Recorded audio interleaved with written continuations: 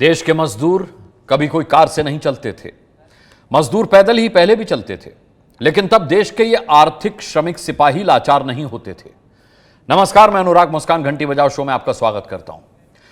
अब से थोड़ी देर पहले घंटी बजाओ के नियमित दर्शक लखनऊ के ऋषभ त्रिपाठी ने एक संदेश भेजा। क्या संदेश भेजा? उन्होंने लिखा कि ये मजदूर नहीं, हमारे गांव के भाई बहन हैं, जिनके पास आधार कार्ड भी है, वोटर कार्ड भी है। ये वो नागरिक हैं जिन्हें कपड़े से पहचान लीजिए कि ये रोज कमाने खाने के लिए घर से सैकड़ों किलोमीटर दूर निकले मजदूर हैं। क्या सरकारों को नहीं पता था कि किस राज्य में कितने मजदूर गए हुए हैं, किस राज्य के? जानकारी थी तो लॉकडाउन की अधूरी नीतियों की सड़क पर इन्हें पैदल क्यों चलाया जा रहा है? विदेश से भारतीयों को लाने के लिए मिशन वंदे भारत चल सकता है, तो क्या देश के मजदूरों के लिए मिशन वंदे मातरम नहीं चल सकता? इन सवालों का जवाब सरकार को देना है, अधिकारियों को देना है। आप घंटी बजाते हुए पूछिए ना आज ये सवाल। जितनी जोरदार घंटी बजाएंगे सवाल उतना ही बड़ा होगा।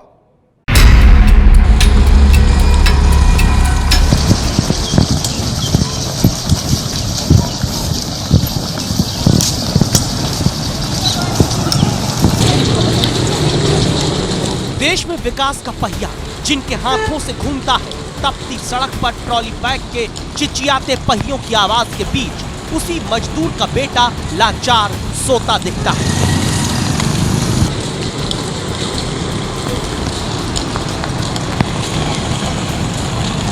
भारत की विकास दर को जिस तरह 20 लाख करोड़ रुपए की रस्सी से देश के 10 करोड़ प्रवासी मजदूर खींचते आए, उन मजदूरों की आत्मनिर्भरता की आवाज सड़क पर सिस्टम की लाचारगी के ट्रॉली बैग पर अब आप घिसटते हुए सुनिए।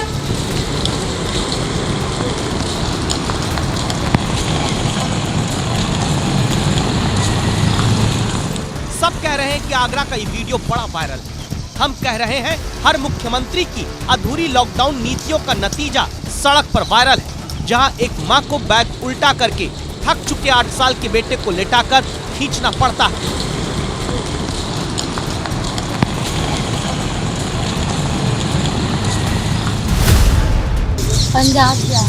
पंजाब से ऐसे ही पैदल आ गई हो? कहाँ जाना है? मगौरा एमपी? झांसी। आगे तो प्रशासन बस की व्यवस्था कर रहा है ना, बस से चले जाओ। तुम लोग पैदल कहाँ जा रहे हो? हैं?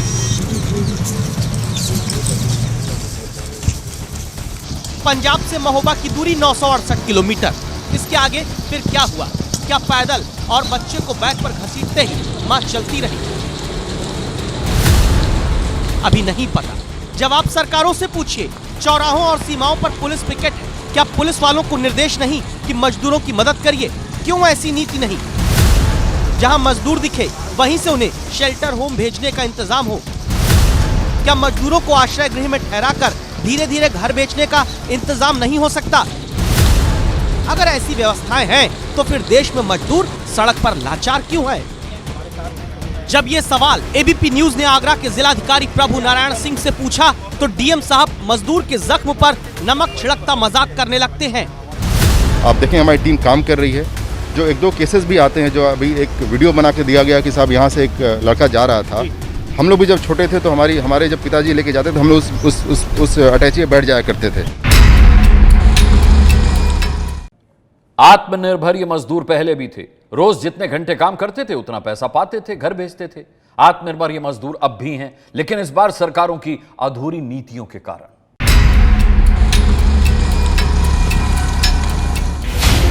रात का सन्नाटा, सन्नाटे में एक साइकिल, एक के कंधे पर बैग और पीछे खिलौना समझ जब मनाया इस्तेमाल किया, जब मनाया छोड़ दिया। ऐसे मजदूर और खिलौना गाड़ी पर सोते मजदूर के बच्चे। दिल्ली के जिस निजामुद्दीन इलाके से मजदूर का परिवार मालिक से मिली पुरानी खिलौना कार में 4 साल की राज 6 साल की बेटी को सुलाकर खींचते ले जा रहे हैं।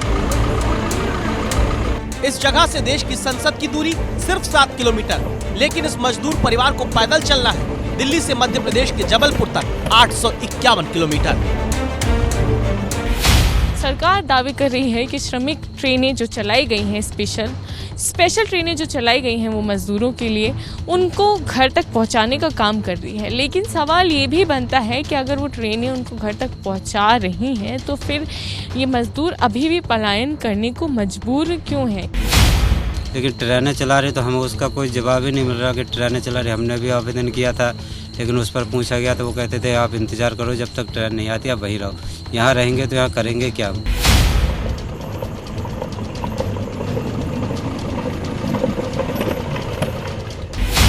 हमारे राज्य से हमने बात करी थी, जो हेडक्वार्टर पे हमने कॉल किया था, तो वहाँ से कह रहे थे आप बैठो, तो जब ट्रेन आएगी जब आपको सूचित किया जाएगा।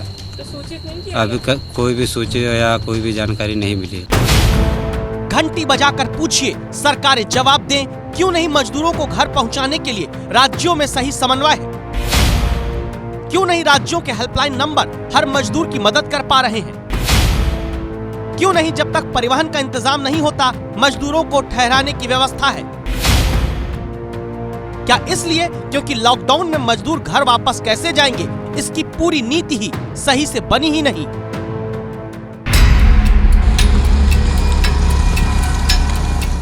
देश के गांवों में 10% आबादी ऐसी है जिन्हें उनके घर से निकलकर दूसरे राज्यों में मजदूरी करने वाले ही घर चलाने का पैसा भेजते हैं। देश की आर्थिक रीढ़ अगर इन मजदूरों को कहें तो गलत नहीं होगा, लेकिन जब बच्चे को कंधे पर बिठाकर पैदल 500 किलोमीटर दूर बनारस जाता आत्मनिर्भर मजदूर दिखे तो सवाल सरकारों पर उठता है।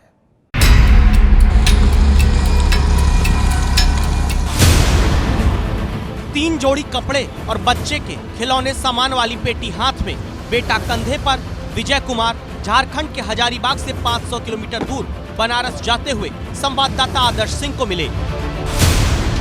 बच्चा लेके आप पहुंच जाएंगे बनारस तक? वहाँ कोई मिल जाएगा, वाहन तो चले जाएंगे, नहीं हुआ तो पैदल चले जाएंगे 4-5 दिन। खाना खाया आपने?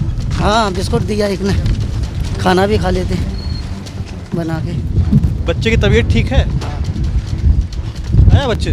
हाँ, बिस्कुट खाया, पानी पिया भी, अब आगे खाएंगे। कोई मदद मिल रही सरकार से? आपने फ़ोन किया था जहाँ बनारस में यूपी सरकार के लिए जो हेल्पलाइन नंबर वगैरह दिया गया? हाँ, वो सब दिया, वो सब कुछ पता ही नहीं चल रहा। फ़ोन उठ रहा है कि नहीं? फ़ोन ही नहीं उठ रहा है। हेल्पलाइन नंबर, नोडल अधिकारी, श्रमिक एक्सप्रेस, सरकारी बस, कहने को तो तमाम सरकारी सुविधाएं कही जाती हैं, लेकिन ये सारी सुविधा मुट्ठी भर मजदूरों तक पहुंच पा रही है। 6 महीने की बच्ची है, सोनम बानू है, हजारीबाग झारखंड से चलकर पैदल ही अपना सामान लेकर जा रही हैं उत्तर प्रदेश के बनारस। और मजदूरों को इसलिए लौटना पड़ रहा है क्योंकि स्ट्रैंडेड वर्कर्स एक्शन नेटवर्क स्वान का 26 अप्रैल तक का डेटा बताता है 64% प्रवासी मजदूरों के पास 100 रुपए ही बचे थे। 78% रोज कमाने खाने वाले मजदूरों को लॉकडाउन के बाद 1 रुपए नहीं मिले थे। 99% घर से दूर रहकर कमाने वाले मजदूरों की लॉकडाउन के दौरान कमाई शून्य रही।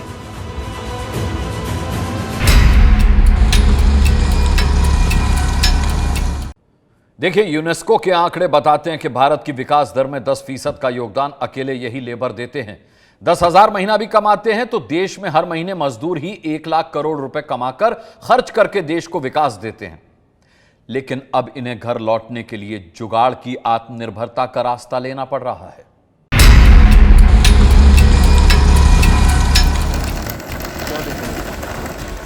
आत्मनिर्भर भारत बनने से कौन रोक सकता है? हम भारत को आत्मनिर्भर भारत बना सकते हैं। हम भारत को आत्मनिर्भर बनाकर रहेंगे। आत्मनिर्भर यानी किसी पर नहीं बल्कि खुद के दम पर। लॉकडाउन में इससे ज्यादा आत्मनिर्भरता की उम्मीद रामू नाम के मजदूर से क्या करिएगा कि जब लॉकडाउन की अधूरी नीतियों ने घर लौटने में बेसहारा किया तो रामू हैदराबाद से 660 किलोमीटर दूर मध्य प्रदेश के बालाघाट तक पैदल चलने के दौरान रास्ते में ये जुगाड़ की गाड़ी का आविष्कार करके पहुंच गए।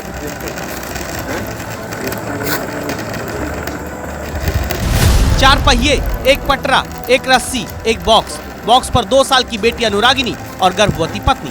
सफर लंबा, 17 दिन ऐसे चलते रहे। न जाने कितनी पुलिस चौकी, राज्यों की सीमा चौकी पार की हुई।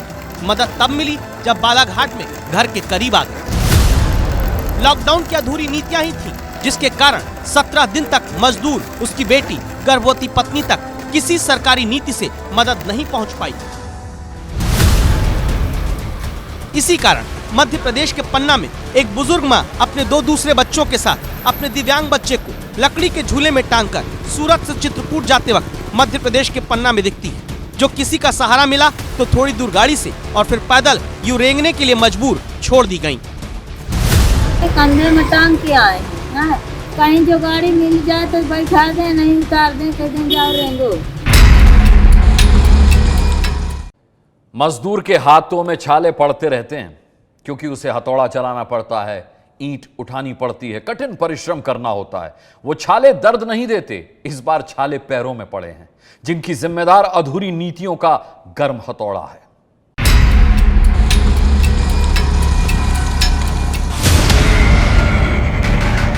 मजदूर का हाथ लोहा होता है, पैर नहीं। पैर छिल जाते हैं।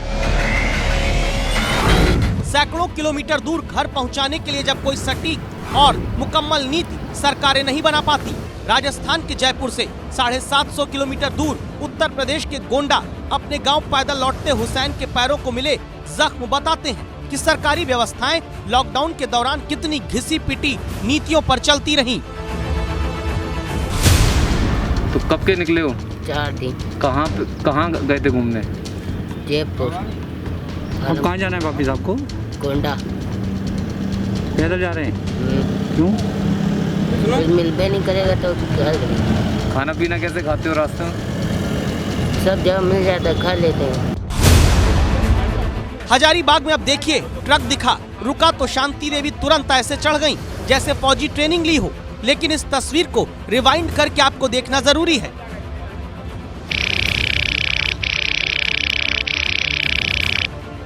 पायल वाले ये पैर उन्हीं शांति देवी के ही हैं, लेकिन अब इन पैरों में कुनीतियों के जख्म भी शामिल हैं। शांति देवी पश्चिम बंगाल के वर्धमान से 1234 किलोमीटर दूर मुरादाबाद के अपने गांव पैदल लौट रही हैं। खाना 2 दिन बाद खाने को मिल पाया है, इसीलिए इनके पति रुआंसे होकर कहते हैं, अब क्या करें, मजबूरी में पैदल चलना पड़ा।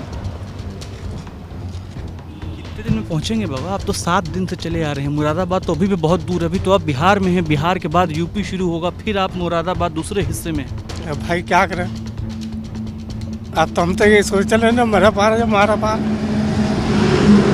अब छोटे छोटे बच्चे हैं, क्या करें हम। ये वो मजदूर हैं जो औसत 2240 रुपए हफ्ते में कमा लेते थे। अब थोड़ा बहुत कुछ करके भी हफ्ते में 300 रुपए नहीं कमा पा रहे। कमाई बंद हुई, सरकारों पर भरोसा उससे ज्यादा बंद हो गया। लिहाजा एक ही चारा बचा, आत्मनिर्भरता के कदमों से सैकड़ों किलोमीटर दूर अपने गांव पैदल लौटना।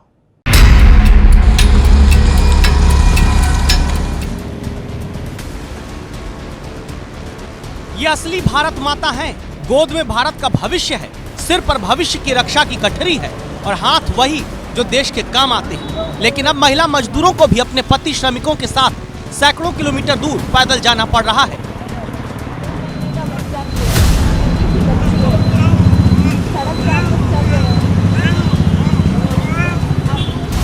लोग जान हथेली पर लिए सड़कों पर इस समय चल रहे हैं, क्योंकि उनको लगता है कि शायद वो अपने गांव और घर पहुंच जाएंगे तो वहां महफूज रहेंगे।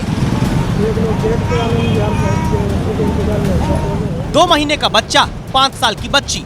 रूपलाल 13 मई दोपहर 3 बजे गुरुग्राम से उत्तर प्रदेश के हरदोई 501 किलोमीटर दूर अपने गांव को चले। बीमारी का कागज किसी ने बना कर दे दिया, इस दावे के साथ कि मदद हो जाएगी। 14 मई को पुलिस ने मदद करने की जगह दिल्ली में एक कोने पर बैठा दिया। गुड़गांव में बनाए थे, बोले ये पुलिस नहीं रोकेगी, कहीं आपको चले जाना। तो यहाँ क्या पुलिस ने रोका है? हाँ जी। क्या कहती है? बोले यहीं रुको 2 दिन। कहाँ रुकना है ये बताया पुलिस ने? कुछ नहीं, इधर ही बैठा दिया जी। आपको पुलिस ने नहीं बताया कि रुकना है तो कहाँ रुकना है, या आपको यहाँ से कैसे भेजेंगे? ये कुछ नहीं जी बताया मैंने। ये मजदूर सोचते हैं कि सरकारों की नीतियां इन्हें घर पहुंचाने के लिए यूं गले लगा लेंगी जैसे बच्ची मां से चिपट गई। लेकिन इन्हें पता चल गया कि आत्मनिर्भरता के कंधे ही बच्चों को उठाकर पैदल चलते काम आएंगे। फिर क्या करें सर, पैदल निकलेंगे धीरे धीरे, जो खाने नहीं है पास में। क्या करें, फिर मजबूरी है सामने।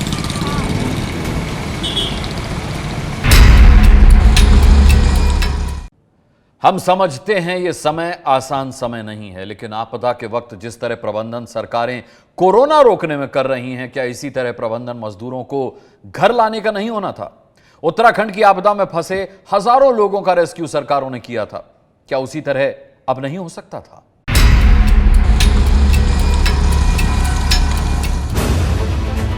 किस राज्य के कितने मजदूर किस राज्य में हैं, आपस में बात होती, राज्य सरकारों में समन्वय बनाया जाता, शराब टोकन से बेचने का इंतजाम अगर सरकारें कर सकती हैं, मजदूरों को टोकन देकर घर पहुंचाने का भरोसा दिया जाता, नोडल अधिकारियों की जवाबदेही तय की जाती, राजनीतिक दलों के संसाधनों को भी काम में लगाया जाता।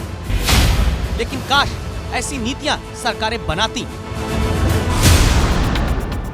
नहीं बना पाई। इसी कारण कोई मजदूर 1,500 रुपए खर्च करके, कोई मजदूर 3,000 रुपए उधार में लेकर किसी तरह साइकिल खरीदता है और फिर निकल पड़ता है आत्मनिर्भरता का पैडल मारते हुए 500, 700, 1,000, 1,200 किलोमीटर दूर अपने गांव, अपने घर। क्या हुआ?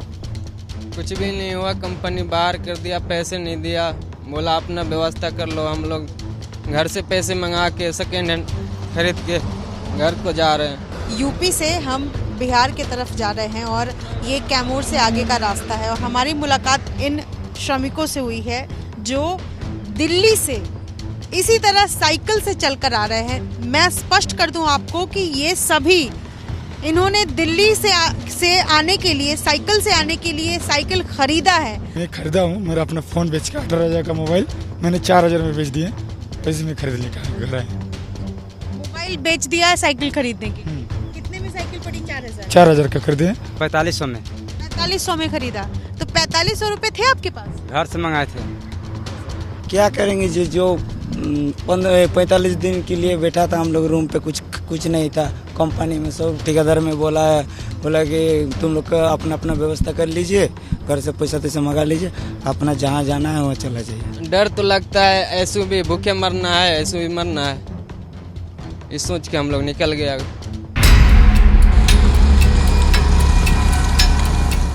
ये मजदूर राजधानियों से गुजरते हैं, लेकिन सरकारों ने इन्हें राम भरोसे छोड़ रखा है। लखनऊ से रणवीर की रिपोर्ट ये सच दिखाती है। 1-1 मीटर की दूरी बनाकर रहें, आप स्वस्थ रहेंगे तो देश स्वस्थ रहेगा। कोरोना से बचना है तो 1 मीटर की दूरी जरूरी है, हर कोई बता रहा है। लेकिन दूसरे राज्यों से लगातार पलायन करते इन मजदूरों की तस्वीर संवाददाता रणवीर को लखनऊ में देखने को मिली, जहां ट्रकों में सामान की तरह लदे मजदूरों के बीच 1 इंच की जगह बाकी नहीं दिखती। रणवीर जब लखनऊ के शहीद पथ पहुंचते हैं तो वहां कुछ लोग अपनी तरफ से कई दिन से भूखे प्यासे पलायन करते मजदूरों को खाना और पानी बांटते नजर आए। भोजन पानी यहाँ पर्याप्त मात्रा में उपलब्ध है और यहाँ वो सरकारी नाकामी दिखती है, जिसकी वजह से ऐसी तस्वीरों का सिलसिला थम नहीं रहा। ये लखनऊ का शहीद पथ है और ये वो मोड़ है जहाँ पर कानपुर की तरफ से आने वाली जितनी भी गाड़ियाँ हैं, चाहे वो महाराष्ट्र से आएँ, वो दिल्ली से आएँ, अगर वो कानपुर की तरफ से आती हैं तो लखनऊ में दाखिल होने की यही जगह है। छोटे बच्चे भी इन ट्रकों के ऊपर बैठे हैं, महिलाएं भी बैठी हैं और सपरिवार ये लोग इस तरीके से ट्रकों के ऊपर बैठ कर महाराष्ट्र से और तमाम सारी जगहों से दूर दूर से आ रहे हैं। आप सोचिए कि इस गर्मी में कितना बुरा हाल होगा, इन ड्रमों के ऊपर गर्मी किस तरीके से लग रही होगी, लेकिन मजबूरी में ये सारे लोग बैठ कर आए हैं। 1, 2, 3, 4, मैं शायद नंबर भी नहीं गिन पाऊंगा जितनी गाड़ियां यहाँ से गुजर रही हैं। इस तरीके से सरकार की तरफ से एक पानी की टंकी ज़रूर लगाई गई है। सरकार से सवाल आखिर क्यों ना पूछा जाए? इन मजदूरों से वोट लेते वक्त जब सरकारें उनके पास जाती हैं तो आज उनके बदहाली में उनके पास पूछने के लिए, उनका हालचाल जानने के लिए कोई क्यों नहीं जा रहा है? लॉकडाउन की अधूरी नीतियां सिर्फ सड़क पर मजदूरों को लाचार नहीं कर रही हैं, मौत भी दे रही हैं। मजदूर सुरक्षित घर नहीं पहुंच पा रहे। रोज कमाने खाने वाले मजदूर देश को 10 लाख करोड़ रुपए की रफ्तार देते हैं, मर जाते हैं तो 2 लाख रुपए मुआवजा मिलता है। लेकर नहीं जा पाएंगे, इधर कहीं संस्कार करेंगे, उसके बाद अपने आगे बढ़ जाएंगे। यही अंतिम संस्कार करोगे? हाँ था, अब क्या करेंगे, कैसे जाएंगे उतना दूर लेकर। बेबसी की यह कहानी किसी भी कलेजे को चीरने के लिए काफी है। ये उत्तर प्रदेश के दिलीप है। अपने पिता संतराम के साथ मुंबई में मजदूरी करते थे। बेटी की शादी के लिए 1.5 साल पहले संतराम को 1,60,000 रुपए का कर्ज लेना पड़ा। 1 लाख रुपए मजदूरी की कमाई से चुकाए थे। 60,000 का उधार सिर पर था। संतराम और उनके बेटे दिलीप मुंबई में रहते हुए एक एक पैसा रोज कमाकर जोड़ रहे थे। लॉकडाउन हुआ, जमा पूंजी खत्म होने लगी, तब दिलीप ने मुंबई में रुकने का फैसला किया और पिता संतराम घर उत्तर प्रदेश महाराजगंज के लिए निकल पड़े। लेकिन बीच रास्ते मध्य प्रदेश के राजगढ़ में संतराम की तबीयत बिगड़ी। 8 मई को दम तोड़ दिया। बेटा दिलीप 6,000 रुपए उधार लेकर अपने पिता संतराम के शव को लेने किसी तरह राजगढ़ पहुंचे और बेबसी की यही कहानी बताते हुए फूट फूट कर रो दिए। लेकर नहीं जा पाएंगे, इधर कहीं संस्कार करेंगे, उसके बाद अपने आगे बढ़ जाएंगे। यही अंतिम संस्कार करोगे? हाँ था, अब क्या करेंगे, कैसे जाएंगे उतना दूर लेकर। ऐसी ही हजारों कहानियां अब देश को झकझोर रही हैं। उत्तर प्रदेश के मुजफ्फरनगर में बिहार के गोपालगंज पैदल लौटते 10 मजदूर रोडवेज बस से कुचल गए, 6 की मौत हो गई। बिहार में श्रमिक स्पेशल ट्रेन से लौटे 32 मजदूर बस से कटिहार लौट रहे थे। समस्तीपुर में ट्रक ने बस को टक्कर मारी, 2 मजदूरों की मौत हो गई। मध्य प्रदेश के गुना में महाराष्ट्र से कंटेनर में छिपकर उत्तर प्रदेश लौटते 8 मजदूरों की बस से टक्कर में मौत हुई, 50 जख्मी हैं। कानपुर में गुजरात से मजदूरों को ला रहा ट्रक हाईवे पर खड़े ट्रक से टकराया, 2 मजदूरों को जान गंवानी पड़ी। चित्रकूट में छत्तीसगढ़ से साइकिल चलाकर घर लौट रहे 4 मजदूर पानी पीने सड़क पर बैठे तो गाड़ी ने रौंद दिया, 1 की जान चली गई। महाराष्ट्र में 8 मई का औरंगाबाद हादसा तो आप भूले नहीं होंगे। चलते चलते थककर 16 मजदूर रेल की पटरी पर लेट गए, मालगाड़ी से कट गए। अखबारों की रिपोर्ट बताती है लॉकडाउन में देश में अब तक 90 से ज्यादा प्रवासी मजदूरों को सड़क या रेल हादसों में जान गंवानी पड़ी। भूख और आर्थिक संकट ने 58 मजदूरों की जान ले ली। लगातार चलने और थकान की वजह से 29 श्रमिक की जान गई। बुजुर्ग या फिर बीमार 40 मजदूरों को सही समय पर मेडिकल सुविधा न मिलने के कारण जान गंवानी पड़ी, जबकि 91 मजदूरों की मौत के पीछे कोरोना संक्रमण का डर या फिर दूसरी वजहें रही। मजदूरों की मौत और बेबसी की कहानियां सवाल पूछती हैं, क्या इनके लिए सरकार की अधूरी लॉकडाउन नीतियां जिम्मेदार हैं?